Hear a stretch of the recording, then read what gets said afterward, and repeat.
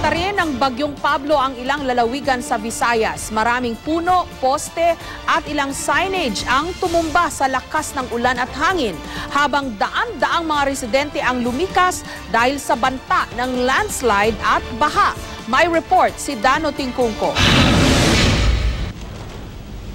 Kagabi pa nagumpisa ang tuloy-tuloy na ulan at malakas na hangin sa lalawigan ng Southern Leyte. May 3 oras na halos zero visibility sa Maharlika Highway.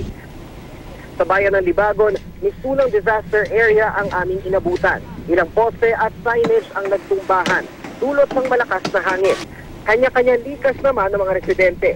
Sa barangay Himayangan sa Liloan, ilang puno ang humambalang sa highway. Tanggalin namin na mayroong makadaan. Puwersa naman pinalika sa mga residente malapit sa mga lugar kung saan posibleng bumaha at magkaroon ng pagguho ng lupa. Ang evacuation center sa Barangay Catlon, kahapon pa raw puno ng mga residenteng kusang lumikas. Takot na takot talaga kami kasi yung tinitirahan talaga namin, sir, mahirap.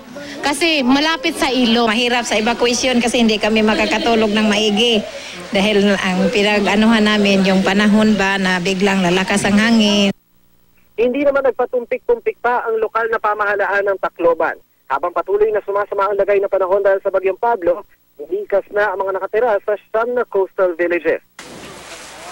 Sa Bohol naman, bagamat hindi gaanong ramdam ang hagupit ng bagyo, ipinagbabawal pa rin ang biyahe ng mga sasakyang pandagat dahil sa malakas na alon. Pero ang ilang residenteng ito, nakuha pang maligo sa dagat. Sa Dumaguete City, kanselado kanina ang klase sa lahat ng anta.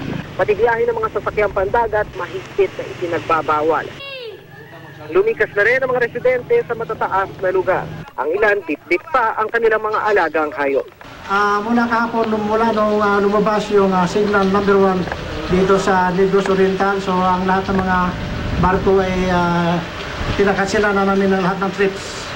So ang iba, pinayuhan na rin na umuwi lang muna habang ang bagyo ay narito pa sa Dumaguete. As of this time, wala mo ng biyahe, lahat ng biyahe ay kanselado po. Kanselado na rin ang biyahe sa 3 pantalan sa Sorsogon. Mahigit 500 pasahero ang stranded sa mga pantalan ng Sorsogon. Dano Tingkungko, GMA News.